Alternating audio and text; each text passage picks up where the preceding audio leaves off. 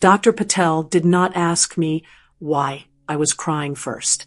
She turned the computer screen toward me and pointed to one line in my clinic file. Person allowed to help take the baby home. Clara. For a few seconds, I could not even breathe, right? I was 8 months pregnant, sitting in a clinic chair with swollen feet, a packed suitcase beside me, and no home to go back to. Elias had thrown me out that morning and told everyone I was unstable. But Clara's name had been added 3 days before that. Clara was not my sister.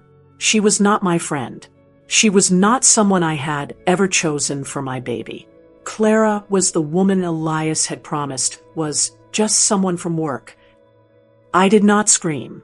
I did not touch the keyboard. I kept one hand on my belly, looked at Dr. Patel, and asked, who put her name there? That was when her face changed.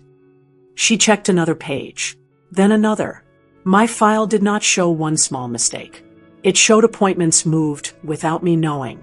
It showed visits I had missed after Elias told me the clinic had changed the time.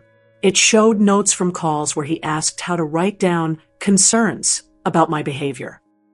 He had been making me look careless before I even knew I was being watched. Then he kicked me out and acted like I was the danger. When Dr. Patel said she could print official copies of my records, Elias called twice in 5 minutes. I did not answer. Then his message came through. Don't make this harder than it has to be. That was when I understood his cruelty had not started at our front door. It had started quietly inside records I trusted him to help me manage. If you are listening to this right now, tell me where you are listening from and what time it is there, because somewhere someone may need this reminder that proof can save your voice when people try to bury it. And if you want more stories where betrayal meets receipts, softly subscribe, but stay with me because Dr. Patel had not even reached the oldest note yet. The next page showed Elias's name in my file long before he threw me out, and that was when I realized Clara was only the beginning. Dr. Patel moved the mouse slowly, like she did not want to scare me more than I already was. The next page was not about Clara. It was not about the baby leaving the hospital. It was a note from a phone call. Caller, Elias. Date, 12 days before eviction. I read that line 3 times before the rest of the words made sense. My husband had called the clinic almost 2 weeks before he threw me out. He had asked how to write down concerns about my stress, my missed visits, and whether I was following medical advice. He had not asked if I was okay. He had not asked if the baby was okay. He had asked how to make his worries part of my record. My throat tightened, but I kept my voice low. So he called before he kicked me out. Dr. Patel nodded once. Yes, before. That one word made the room feel smaller. Before meant the Clara request was not a sudden mistake. Before meant Elias had already been building something. Before meant the morning he threw my suitcase onto the porch was not the start of his anger. It was the next step in a plan I had not seen. My phone buzzed again on my lap. Elias. I stared at his name until the screen went dark. Part of me wanted to answer and ask him how he could do this to me. Another part of me knew he was waiting for that. He wanted me upset. He wanted my voice shaking. He wanted one more moment he could call proof that I was unstable. So I did not answer.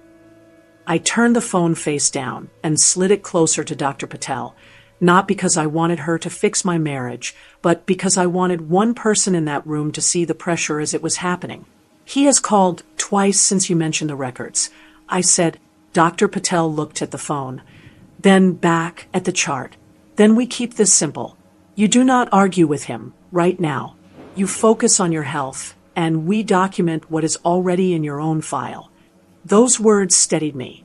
My own file, my own records, my own baby. For weeks, Elias had made me feel like I was losing track of everything because I was tired and pregnant. But now the dates were sitting in front of me. The missed visits, the change times, the notes he had asked about, the woman's name beside my baby.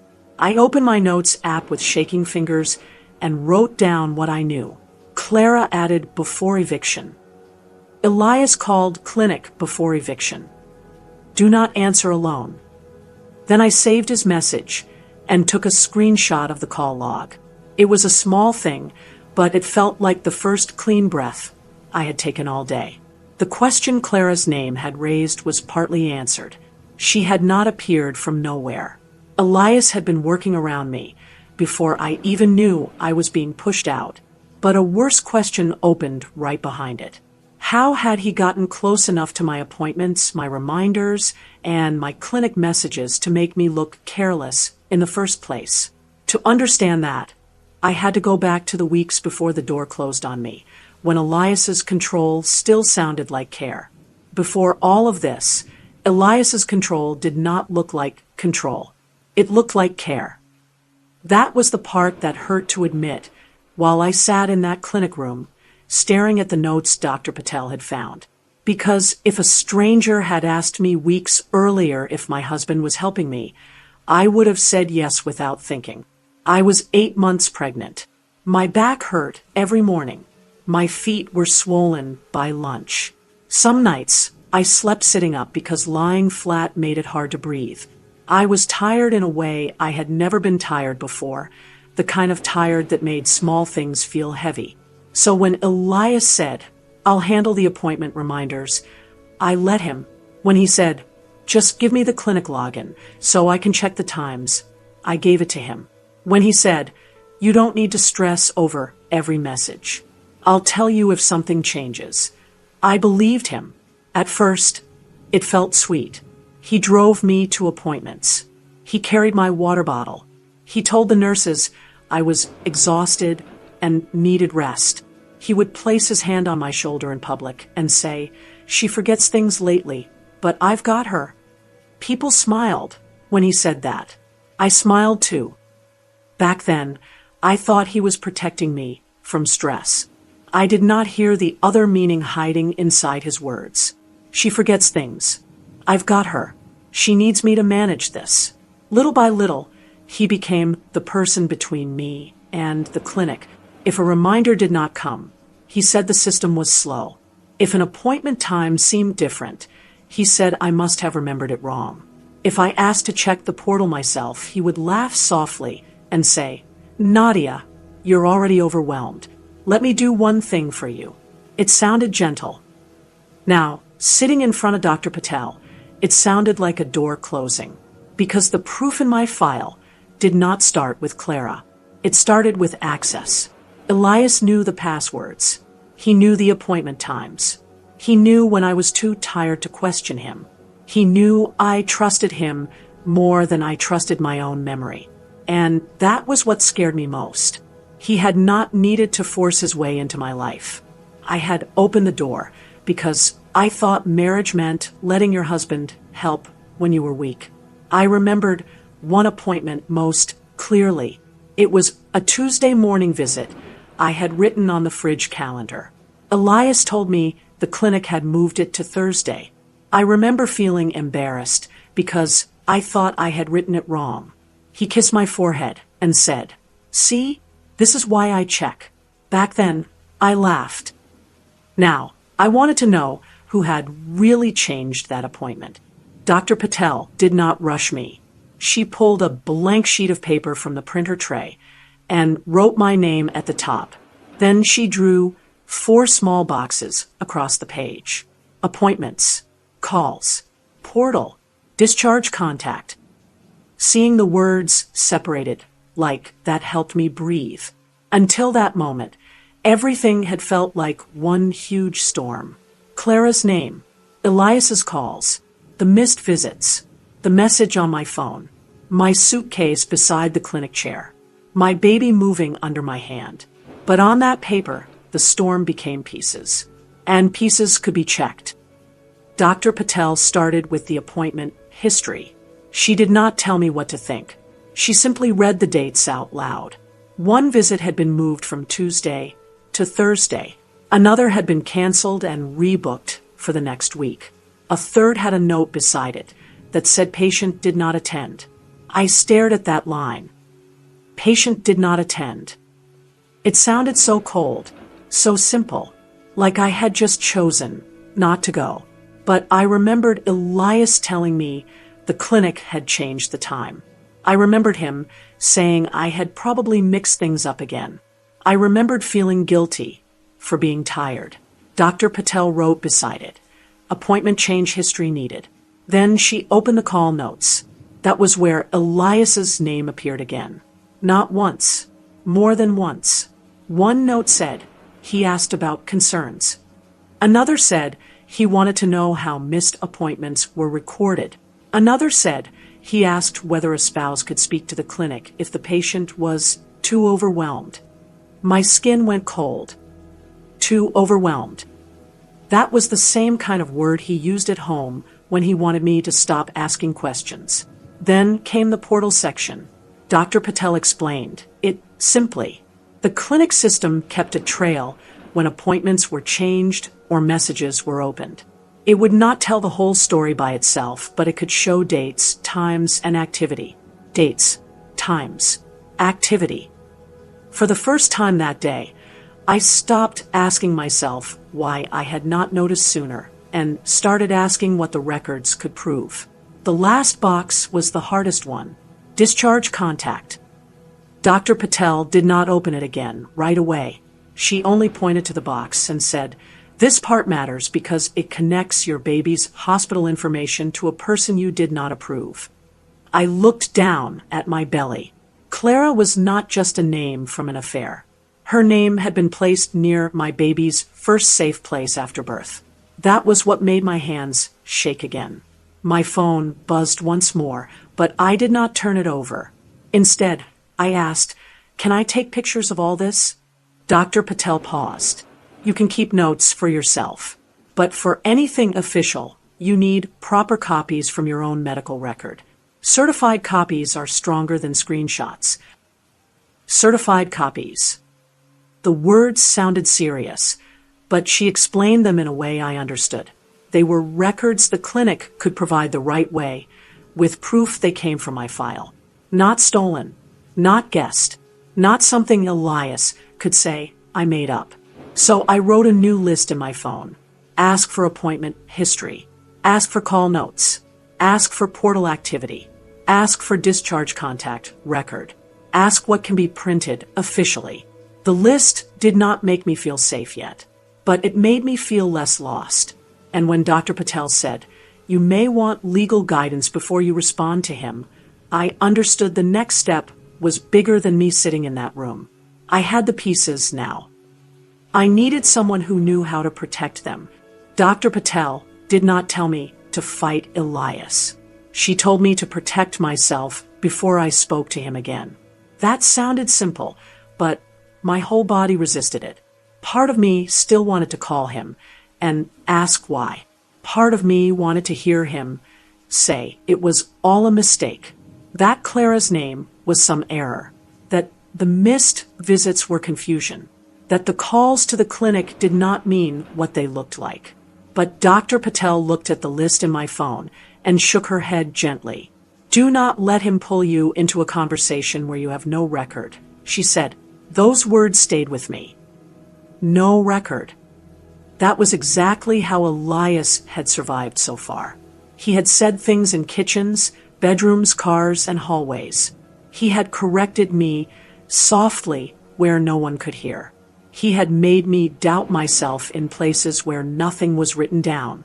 Now, the written things were the only reason I was not drowning in his version of me.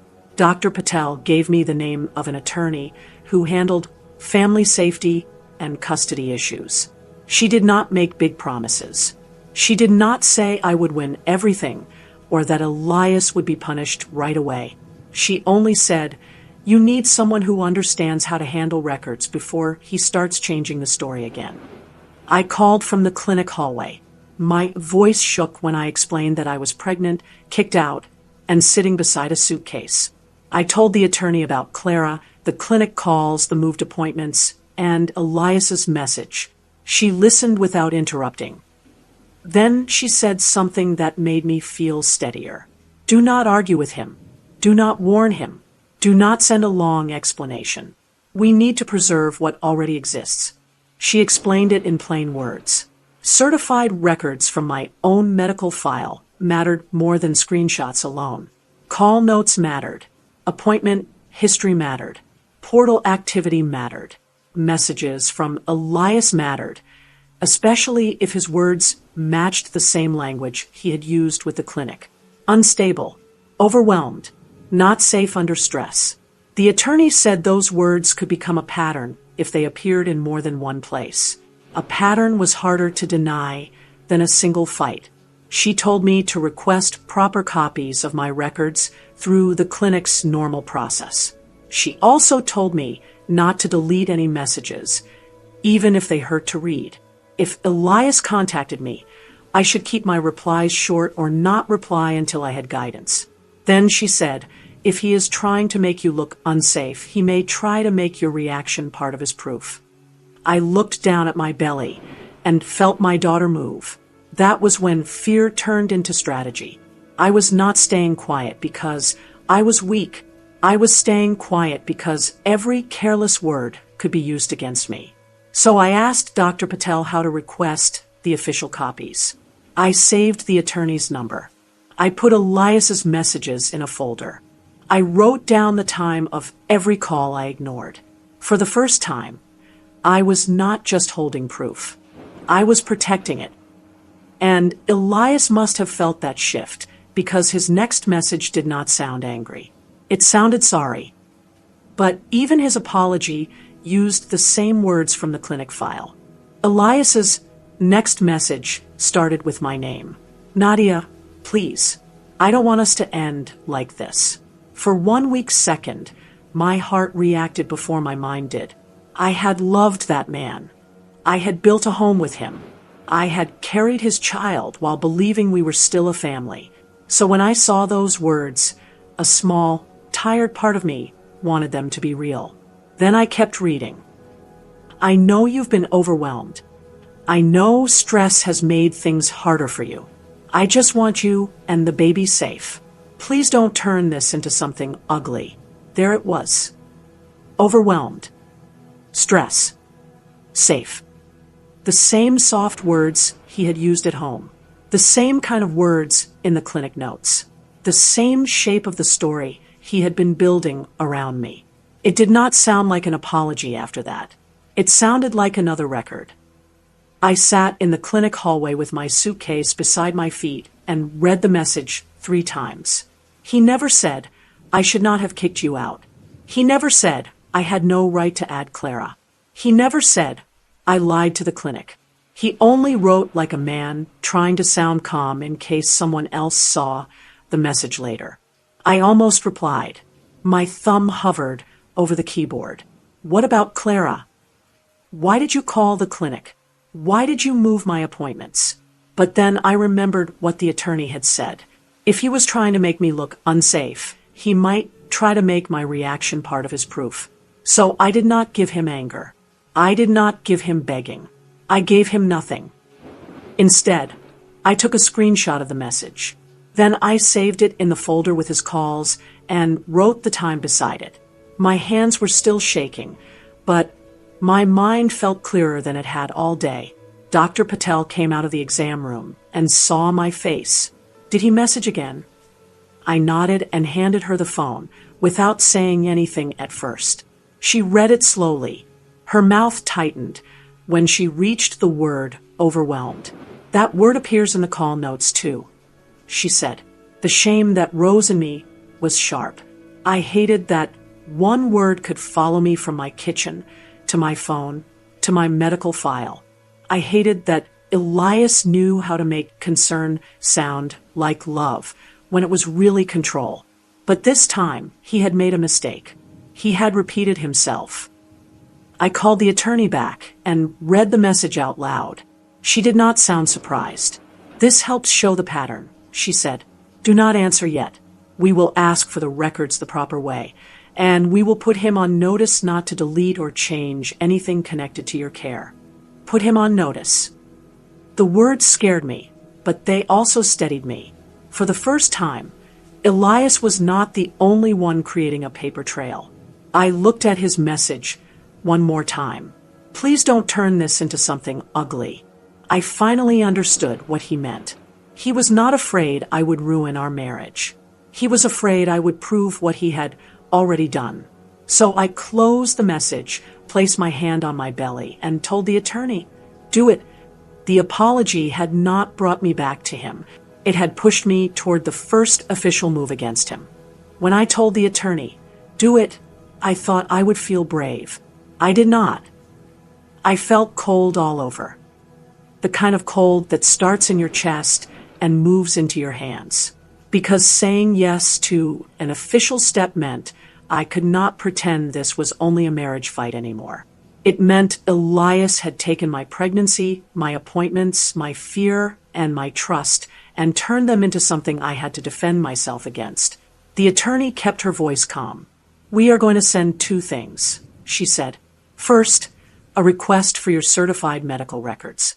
Second, a notice telling him not to delete, change, or hide anything connected to your care, the appointments, the clinic messages, or the baby's discharge information." I pressed the phone harder against my ear. "So he will know?" "Yes," she said, "but that is the point. Once he knows, he cannot pretend later that no one told him to preserve the records." Preserve. That word sounded simple, but it felt powerful. It meant stop touching the evidence. Stop moving the story. Stop acting like my memory was the only thing standing between him and the truth. Dr. Patel helped me start the clinic request the right way. Not screenshots, not secret copies, not anything Elias could twist. My own records, requested through the proper process. Appointment history, call notes, portal activity, discharge contact, record, safety documentation. Each line felt like a small wall going up around me, and my baby.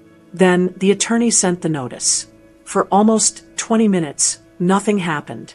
I sat in a quiet corner of the clinic, holding a paper cup of water I had not touched. My suitcase leaned against my knee.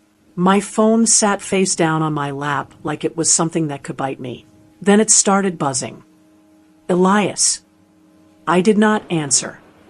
He called again. Then the messages came. "You got a lawyer?" "Nadia, this is insane. I was trying to help you. You are making yourself look worse." I read that last line twice, and instead of crying, I saved it, because now I understood what he was doing. Even while panicking, he was still trying to write the same story. I was unstable. I was dramatic. I was making things ugly. I was proving his point. But this time, I was not arguing with him in a kitchen where nobody could hear. This time, every word he sent went into the folder. I forwarded the messages to the attorney. She replied with one sentence, "Do not engage." So I did not. That silence scared him more than my anger ever had. A few minutes later, another message appeared. "Do not drag Clara into this. She has nothing to do with your breakdown." I stopped breathing. Until that moment, I had not said Clara's name to him. I had not texted him about the discharge contact. I had not accused him of anything in writing. But he brought her up himself. I showed the message to Dr. Patel, and her eyes moved back to the file on the screen. "That is important," she said quietly. "Important. Not because it solved everything. Not yet. But because Elias had just connected himself to the one name he should have pretended not to know about. The first official strike had not made him calm down. It had made him slip. And for the first time, I wondered if Clara was not just the woman he was hiding. Maybe she had known exactly where he was trying to place her. Elias mentioning Clara before I did changed everything. Until that message, part of me still wanted to believe she was only a name he had hidden from me. Maybe she knew about the affair. Maybe she knew he was married. Maybe she knew I was pregnant. But I had not let myself think she knew about the plan. Then my phone buzzed again. This time it was not Elias. It was an unknown number. Nadia, this is Clara. I know this is emotional, but Elias is only trying to keep the baby safe. Please don't make things worse for yourself.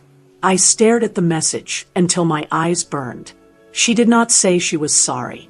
She did not ask if I had somewhere to sleep.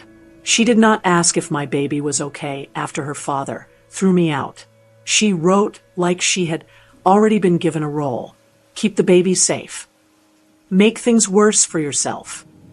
Those were not the words of a woman who had just been dragged into a marriage problem. Those were the words of someone who already knew the story Elias wanted people to believe. My first instinct was to write back, "Who are you to talk about my baby?"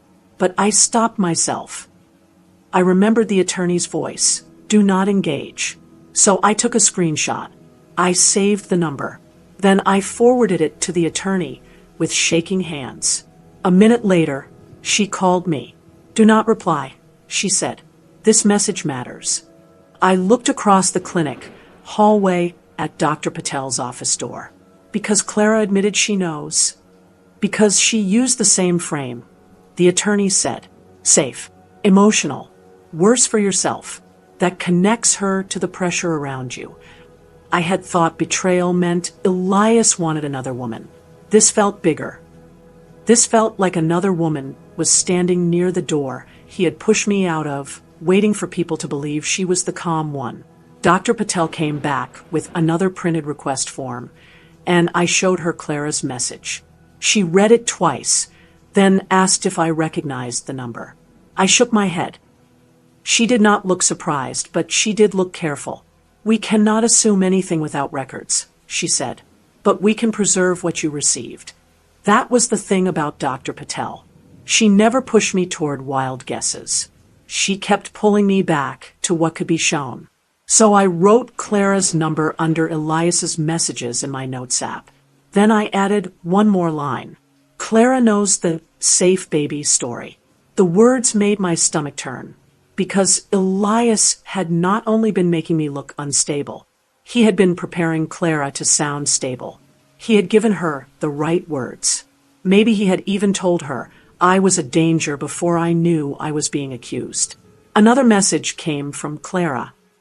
"Elias said you've been missing appointments. Please think about what is best for the baby." That one made the hallway tilt. Missing appointments. She knew about that too. The same missed visits Elias had helped create were now being repeated by the woman whose name had been placed near my baby's hospital information. I did not need to yell to feel the power shift. I just saved the message. Because if Clara was repeating Elias's story before anyone officially asked her a question, then she was not outside the betrayal. She was part of the pressure. And the next time Elias called, I knew I could not hide behind silence forever. Sooner or later, I would have to face him with the appointment changes he thought I still did not understand. After Clara's second message, I knew silence could only protect me for so long. I did not want to fight Elias. I did not want to hear his voice. But I needed to know what he would say when I asked one clear question. So I called the attorney first. She told me not to accuse him of everything. Not Clara. Not the baby discharge contact. Not the whole plan. Ask about one thing, she said. The appointments. Keep it short. Let him explain himself. That made sense. If I threw the whole truth at him, he would turn it into drama. If I gave him one clean question, his answer might show more than his anger. So I sent one message. Why did you tell Clara I missed appointments when you were the one telling me the clinic had moved them? He called within seconds. I did not answer the first time. I waited until my breathing slowed. Then I put the phone on speaker, placed it on the table, and started recording notes with my hand. Not the call. I wrote the time. I wrote the number. I wrote the first words he said. You are out of control. Elias snapped. Not hello. Not are you safe. Not where are you staying. Out of control. I looked at the appointment list Dr. Patel had helped me write down. I asked about the appointments. You missed them, he said. That is the problem. You told me Tuesday was moved to Thursday. A pause. It was small, but I heard it. Then his voice changed. Softer. Cleaner. Like he had remembered he needed to sound calm. Nadia, you were confused. You were forgetting things. I was trying to help. There it was again. Help. The word that used to comfort me now made my skin crawl. I kept my voice low. Then why did Clara know about missed appointments? He exhaled hard. Because I was worried. Because someone had to think about the baby while you were falling apart. My hand tightened around the pen, but I did not yell. I did not give him the reaction he wanted. I was not falling apart, I said. I was asking why appointment times changed. You are proving my point right now, he said. This is exactly what I told them. You get emotional, and then everything becomes an attack. Them. I circled that word in my notes. What do you mean by them? I asked. Another pause. The clinic, he said quickly. People who care about the baby. My chest went cold. He had just admitted he had been talking about me to the clinic like my pregnancy was a case he was managing. And still, he acted like I was the danger. I looked at the folder on my phone. Clara's messages, Elias's apology, the call times, the appointment list. You told me the clinic moved those appointments, I said. So if the clinic records show someone changed them through the portal, that should be easy to explain. This time, he did not answer right away. Then he laughed, but it sounded thin. You do not even understand how those systems work. Maybe I did not. But Dr. Patel did. And that was when I stopped trying to get a confession. I had what I needed from him. Denial. Blame. The same words from the file. And one important slip. Them. When the call ended, I sent my notes to the attorney. Then I looked at Dr. Patel and said, we need the portal access history. Because Elias could argue with my memory, but he could not argue forever with dates, times, and logins. When I said we needed the portal access history, Dr. Patel did not look surprised. She looked careful. There are limits to what I can print right this second, she said, but we can request the full activity record from your chart. And I can show you what is already visible here. That was enough. She opened the appointment history first. Not the clean version patients usually saw. The deeper version. The one that showed when an appointment had been moved, when it had been canceled, and when a message had been opened. The Tuesday appointment was there. Originally scheduled for Tuesday morning. Changed to Thursday afternoon. Changed through the patient portal. I stared at those words until they stopped looking like words. Changed through the patient portal. That meant the clinic had not called me to move it. A nurse had not randomly changed it. It had been changed from inside the account Elias had told me he was helping me manage. Dr. Patel moved to the next one. Canceled through portal.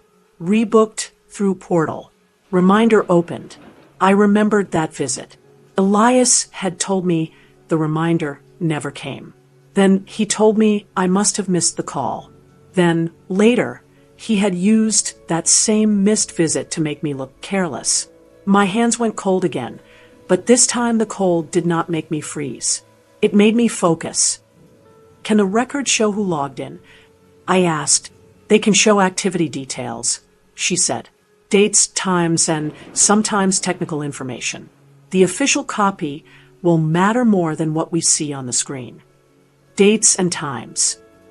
That was all I needed to hear, because the times were not random. One change had happened late at night, while I remembered being asleep on the couch with my feet on a pillow. Another message had been opened during a morning when Elias had taken my phone, so I could rest. A third change matched the day he had told me with that soft smile, that I was getting too stressed over appointments. The evidence was no longer one strange thing. It was stacking. Appointment changes. Open reminders. Call notes. His apology using the same words. Clara repeating the missed appointment story. His panic when the records were mentioned. Each piece made the next one harder to explain away. My phone buzzed again. Elias, stop digging through things you don't understand. I almost laughed, but there was nothing funny in it. He was not saying I was wrong.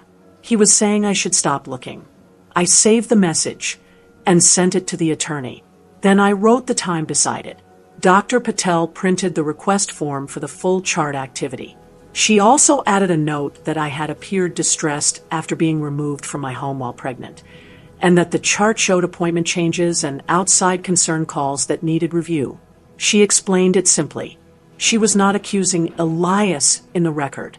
She was documenting what she saw and what I reported. That mattered. Because Elias could still call me emotional. He could still call me confused. He could still say Clara was just trying to help. But now the timeline had shape. First, the appointments moved. Then, the missed visits appeared. Then, Elias called about concerns. Then, Clara's name appeared beside my baby's hospital information. Then he kicked me out.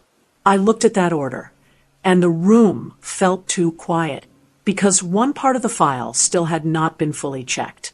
The discharge contact request. The line with Clara's name was no longer just shocking. Now, with the timeline around it, it looked planned.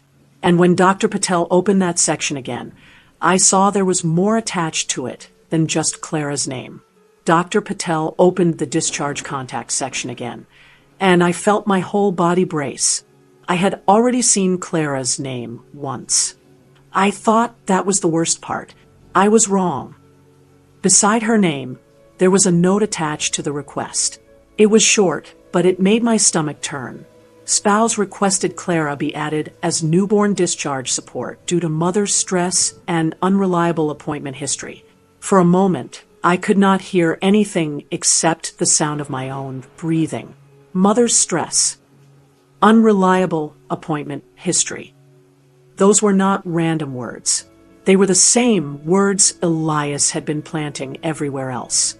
In the clinic calls, in his apology, in Clara's messages, in every soft sentence that had made me feel small. Now, they were sitting beside my baby's hospital information. Dr. Patel did not speak right away. She gave me time to read it again. The request had been made before he kicked me out, before the suitcase, before the porch, before he told everyone I was unstable. That meant Elias had not added Clara after a fight. He had not panicked and made a bad choice in the middle of anger. He had prepared her before he threw me away. I pressed one hand under my belly because my daughter moved hard, like she had felt my fear. So he was trying to make Clara part of the baby's discharge plan. I asked. Dr. Patel chose her words carefully. The note shows a request was made to add her as a contact connected to the newborn discharge information. That does not mean the clinic approved everything, but it does show the request existed in your file. The request existed. That was enough to make the room tilt, because suddenly the affair was not the center of the betrayal anymore. Clara was not just the woman he wanted. She was the woman he had tried to place beside my child while he was making me look unsafe. I thought about all the times he had said, "I'm worried about the baby." I thought about Clara texting me, "Please think about what is best for the baby." I thought about Elias telling the clinic I was overwhelmed. It all pointed to the same thing. He was not only trying to leave me, he was trying to replace me. My eyes burned, but I did not cry the way I thought I would. Something inside me went very still. Maybe grief can do that when it becomes too sharp. It stops shaking and turns into clarity. I asked Dr. Patel if that note could be included with the official copies. "Yes," she said. "It is part of your record." My record. The same record Elias had tried to use against me was now holding the proof that he had planned this. I took out my phone and added one more line to my list. Clara request before eviction, connected to stress and missed visits. Then I sent the words to my attorney. She called almost right away. When I read the note to her, she went quiet for a second. Then she said, "That connects the timeline." I looked at the screen again. Appointment changes, missed visits, concern calls, Clara's messages, discharge contact, request. It was no longer a pile of strange events. It was a path. And every step on that path led away from me and toward Clara. For the first time, I understood why Elias had waited until I was so close to giving birth. He needed the crisis to happen when everyone would feel rushed, when I would be tired, when the baby's arrival would make people move fast. But now the timing was his problem, because the record showed the request came first. The eviction came after. And the next step was to put the whole timeline in front of people who could no longer call it a misunderstanding. The next time I saw Elias, I was not standing on a porch with a suitcase. I was sitting across from him in a plain conference room with my attorney beside me, a folder of certified records on the table, and one hand resting on my belly. Elias came in looking clean and calm. Clara was not with him, but I could feel her name in the room like a shadow. His attorney sat beside him. Mine placed the records in front of her, not like a weapon, but like a timeline. That was what made it powerful. Not one message. Not one mistake. A timeline. Elias looked at me once, and then looked away. I only did what I thought was best for the baby.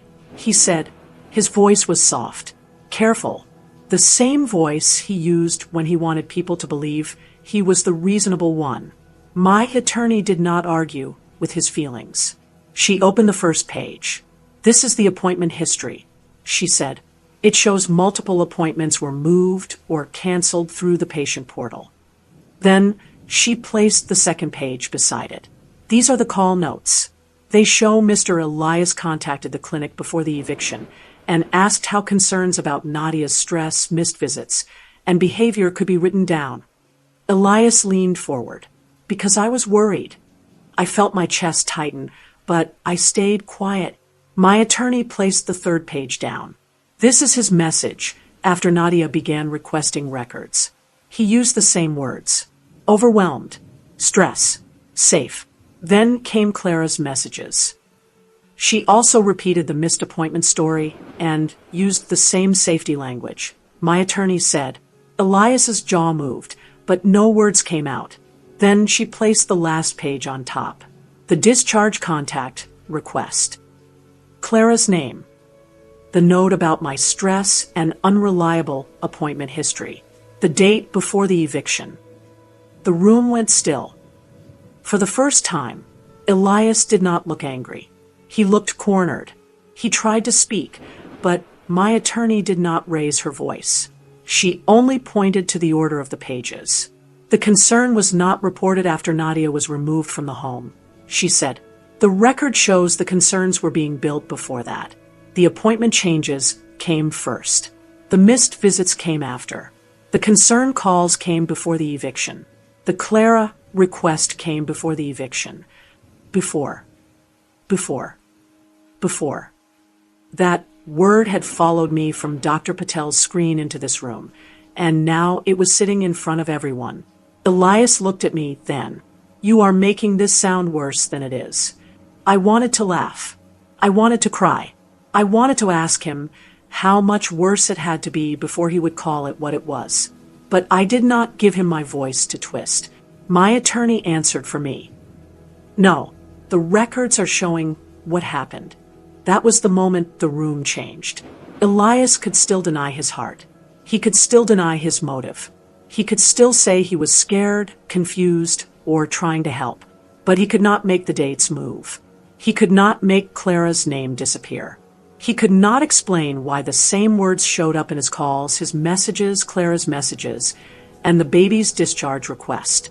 The official review did not end my case that day. No one banged a gavel. No one handed me victory in one clean sentence. But something important happened. His story stopped being the only story in the room. For weeks, he had tried to make me look like a mother who could not be trusted. Now the certified records showed he had created the very crisis he blamed on me. When we walked out, my attorney touched my arm and said, "From here, he has a credibility problem." I looked back through the glass wall and saw Elias still sitting there, staring at the folder. The paper trail he built to bury me had finally turned around and pointed at him. After that meeting, Elias did not lose everything in one dramatic moment. Real life was not that clean, but he lost the one thing he had been using against me from the beginning. He lost control of the story. Before the records, he could say I was unstable. He could say I was overwhelmed. He could say he had only been worried about the baby. He could stand there with his calm voice and make my pain sound like proof against me. After the records, every one of those words had a shadow behind it.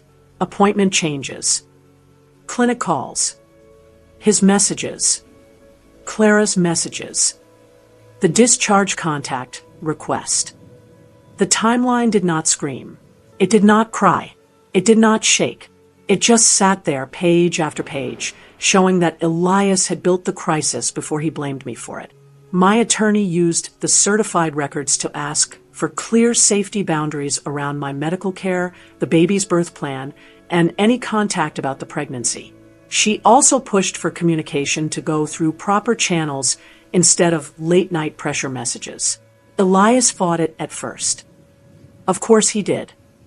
He said I was trying to punish him. He said I was keeping him from the baby. He said Clara had only wanted to help.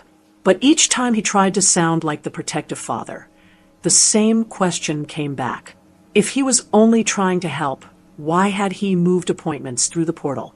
If Clara was only trying to help, why was her name requested before I was even kicked out? If I was the unsafe one, why did the records show he had been shaping that story before the crisis happened? He did not have clean answers.